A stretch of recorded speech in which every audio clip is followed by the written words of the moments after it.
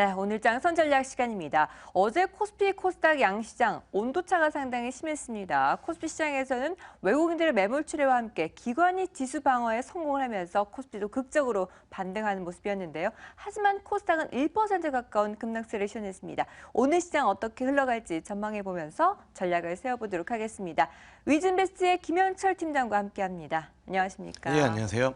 네, 어제 코스피는 다시 7거래 만에 반등에 성공을 했는데요. 하지만 코스닥은 1% 가까이 급락하면서 660선마저도 내주고 말았습니다. 수급적인 측면에서도 상당히 엇갈린 모습을 보여주는데요. 왜 그런 걸까요? 아무래도 이제 그 거래소 같은 경우에는 이제 쿼드러플 만기일 때 이제 기관 쪽에서 매수세가 좀 받쳐주는 그런 모습들을 좀 보여주지 않았나 이렇게 좀 보고 있고요. 그리고 이제 전반적으로 코스닥 쪽에서는 뚜렷한 수급 주체가 이렇게 강하게 나타나지 않고 있다라는 점이 아무래도 이제 양시장의 좀 온도차를 좀 보여주고 있지 않나. 이렇게 좀 판단을 할 수가 있겠습니다. 어쨌든 기관 같은 경우에는 받쳐주는 역할이 지속적으로 좀 나오고 있고, 사실 12월 달 이제 첫 거래일에 이제 좀 말씀을 드렸을 때 12월 지수 밴드는 위쪽으로는 그렇게 룸이 많지 않다. 2050선 그리고 아래쪽으로는 1950선까지는 좀 열어두고 대응을 하자라고 이제 말씀을 드렸었는데, 어제 이제 장중에 이제 1950선 이탈을 했다가 일단은 뭐 반등을 해주는 그런 모습들, 그리고 그 반등의 수급 주체는 역시나 기관이었기 때문에 뭐 종목별 수익률을 좀 쫓으시는 투자자분들이라면은 기관 쪽 그 수급, 그리고 이제 기관이 담고 있는 그런 종목들 위주로 좀 대응을 해야 되는 그런 시장이지 않을까 이렇게 좀 보고 있고요. 그러니까 만기가 끝나고 나도 아직까지 다음 주에 이제 FOMC 이벤트가 남아있는 그런 상황이기 때문에 FOMC 이벤트 전까지는 사실 변동성이 좀 추가적으로 확대될 가능성, 그리고 또 하나는 외국인 매도가 좀 지속적으로 나올 가능성이 좀 높다라고 이제 좀 보고 있습니다. 사실 오늘이 이제 좀 가장 중요할 텐데, 오늘까지 이제 외국인들이 매도가 나온다라고 하면은 FOMC 전까지는 뭐 지속적으로 좀 매도가 나올 가능성이 좀 높고, 만약에 만기 때문에 어제장까지 이제 뭐 지속적으로 강하게 매도를 했었던 부분들을 오늘부터 조금 돌려 세운다라고 하면은 어느 정도 좀 기대감은 유효하게 좀 작용을 할 것 같습니다. 하지만 개인적으로는 외국인들의 수급 변화가 그렇게 급격하게 일어날 가능성은 좀 높지 않다라고 이제 좀 보고 있고, 환율 상황도 그렇게 환율 상황도 우호적으로 좀 반응을 하고 있지는 않다라는 부분들. 그래서 전반적으로 외국인들의 수급 기대는 좀 어렵다. 그리고 기관과 외국인들, 뭐 기관 같은 경우는 대형주 어쨌든 배당 이슈로 같이 맞물리면서 대형주들을 빠질 때마다 이제 뭐 매수하는 흐름들을 좀 보여주고 있고, 외국인들은 어제 중소형주를 매도를 했지만 여전히 중소형주 쪽에 좀 관심이 좀 증가가 되어 있지 않나, 이렇게 좀 말씀을 드려보도록 하겠습니다. 네. 중소형주 중심으로 매기가 집중이 되고 있는 기관과 외국인의 수급이 엇갈리고 있는데요. 일단 외국인들은 FOMC 회의 이전까지는 큰 변화는 없을 것으로 판단을 하고 있습니다. 자, 그렇다면 종목별로 좀 확인을 해보도록 하죠. 삼성그룹주가 또 초미의 관심사로 꼽히고 있습니다. 삼성이 전장 사업에 진출하기로 결정을 하면서 특히 삼성전기와 삼성 SDI의 강세가 두드러지고 있는데요. 반면에 LG는 또 약세를 시현하는 모습이네요. 어떻게 분석하시나요? 일단은 뭐 LG 먼저 이야기를 좀 드려보면요. LG전자가 어제 이제 좀 큰 폭의 좀 낙폭을 좀 보여줬는데, LG전자 같은 경우에는 그가 이제 상승폭에 대한 부분들을 조금 차익 실현이 좀 강하게 나오고 있는 그런 구간이지 않을까 이렇게 좀 보고 있습니다. 사실 어제 하루만 놓고 보면은 LG전자가 좀 많이 조정을 받았지만 몇 개월간 한 1, 2개월 주가 흐름을 보면은 바닥권에 상당히 많이 올라왔었던 그런 부분들이거든요. 거기서 이제 차익 실현 욕구가 좀 있는 가운데 어제 이제 뭐 삼성 이슈가 같이 맞물리면서 차익 실현이 좀 나왔다라고 이제 좀 보시면 좋을 것 같고요. 전반적으로 이제 전기차에 대한 부분들은 지속적으로 2016년 어쨌든 연초까지는 지금 시장에 뚜렷한 모멘텀이 없는 그런 상황에서 이쪽 시장이 뭐 빠르게 개화를 하던 안 하던 시장에서는 지속적으로 이슈가 될 가능성이 좀 높다라고 이제 좀 판단을 하고 있습니다. 근데 전반적으로 뭐 삼성이 시작을 했기 때문에 LG가 안 좋다, 이러한 관점으로 좀 접근을 하기보다는 시장 자체가 커지는, 그러니까 뭐 파일을 빼서 가는 그런 시장으로 성숙된 시장이 아니기 때문에 일단은 뭐 양 그룹사 뭐 모두 좀 관심을 가져볼 만하지 않을까 이렇게 좀 보고 있고요.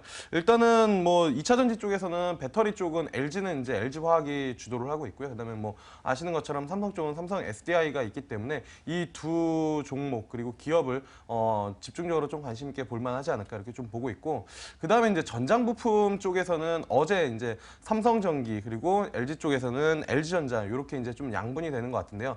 개인적으로는 LG전자보다는 삼성전기 쪽에 조금 더 무게를 실어서 좀 대응을 하시는 게 맞지 않을까 이렇게 좀 보고 있습니다. 그래서 크게는 2차 전지와 전장 부품으로 좀 나눠서 대응을 하시면 좀 좋을 것 같고 전반적으로 지금 뭐 삼성전기 그리고 LG전자, 삼성 SDI 어느 종목이든 저는 개인적으로는 조정 시에는 분할로 일부 포트폴리오에 좀 넣어놓고 시장을 대응을 하셔야 되지 않을까 이렇게 좀 말씀을 드려보도록 하겠습니다. 네, 2차 전지 배터리는 LG화학과 삼성 SDI 그리고 전장 부품 사업 부분에서는 삼성전기와 LG전자를 핵심 종목으로 꼽아주셨습니다. 자, 그렇다면 제약 바이오로 좀 넘어가 보도록 하죠. 낙폭을 좀 확대하는 모습이었습니다. 그러면서 한미약품 같은 경우에도 예. 대장주로서의 역할을 해내지 못하고 있는데요. 악재까지 겹치면서 시장의 심이 깊어지고 있네요. 어떻게 보시나요? 일단은 뭐 최근 이제 뭐 미국 시장에서도 그러니까 뉴욕 증시에서도 바이오 섹터에 대한 부분들이 부진하게 좀 나타났었거든요. 근데 네. 이 바이오 섹터에 대한 부진 흐름들을 좀 보면은 이게 이제 FMC 전후를 중심으로 그러니까 FMC 전에 꼭 이렇게 그 바이오 섹터가 조정을 받는 그런 모습들을 좀 보여줬는데 아무래도 이제 금리 인상에 대한 부분들이 맞물려 있다 보니까 고밸류에 대한 이슈가 같이 맞물리면서 미국 증시에도 조정을 받는 그런 모습들이고 미국 시장에서 이렇게 조정을 받다 보면은 국내 시장에서도 같이 그런 부분들이 좀 연동이 되고 있는 그런 상황이지 않을까 이렇게 좀 보고 있고요. 특히나 어제 이제 뭐 한미약품 같은 경우에는 그 뭐 실시간 검색어 1위까지 올라갈 정도로 관심이 좀 많았었던 그런 부분들인데 이러한 이제 노이즈가 지속적으로 좀 지속이 되면서 주가 역시 좀 부진한 흐름을 이어갈 수밖에 없지 않을까 이렇게 좀 보고 있습니다. 그래서 바이오 섹터의 추가 조정은 열려는 있지만 저는 개인적으로는 바이오 섹터 같은 경우에는 뭐 2016년 그리고 뭐 그 이후까지 어쨌든 산업 자체가 이쪽으로 집중을 하고 있는 그런 상황이기 때문에 지속적인 좀 관심은 필요하지 않을까 이렇게 좀 말씀을 드려보도록 하겠습니다. 네, 고밸류에 대한 부담감은 있지만 하락할 경우에는 매수 타이밍으로 접근해보자라는 전략도 제시해 주셨습니다. 자, 그리고 은행주들은 모처럼 반등세를 보여줬습니다. 미국의 금리 인상이 기정사실화된 가운데 관련주들의 움직임도 발빨라지고 있는데요. 앞으로 어떤 전략이 유효할까요?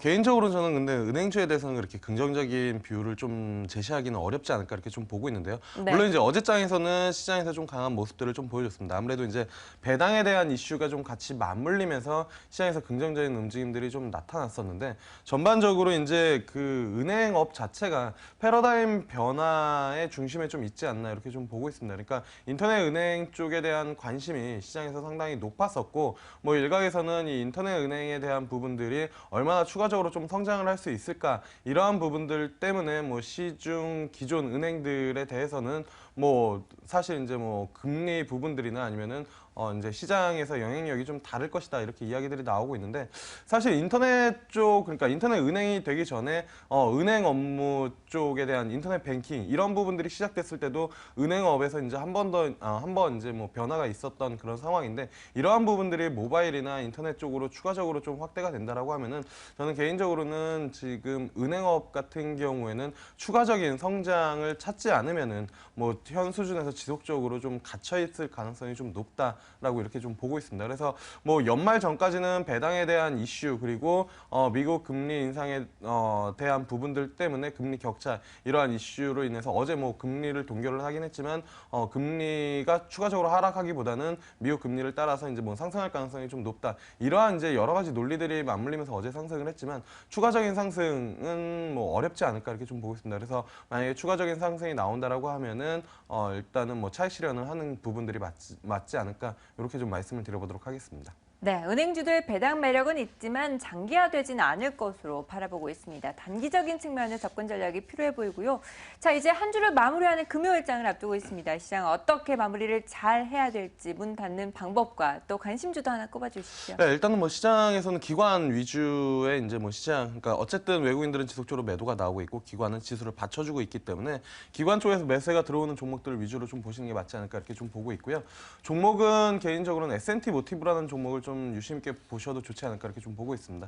일단은 뭐 시장에서 전기차, 전장화 이런 부분들이 이슈와 지속적으로 좀 되고 있는 그런 상황인데 한국 GM 쪽에 이제 최대 부품 업체고 그다음에 이제 그 친환경 모멘텀 모터 쪽에 대한 경쟁력을 가지고 있기 때문에 이러한 부분들이 좀 부각이 되고 있지 않나. 그리고 실적 자체도 올해 사상 최대 실적을 좀 기대할 수 있다라는 부분들 그리고 신규 납품 수주 이런 부분들이 지속적으로 좀 증가가 되고 있기 때문에 충분히 좀 관심을 가져볼 만하지 않을까 이렇게 좀 말씀을 드려보도록 하겠습니다. 네, 알겠습니다. 그래서 S&T 모티브에 관심을 가져보자라고 관심주까지 콕 꼽아서 말씀을 해주셨습니다.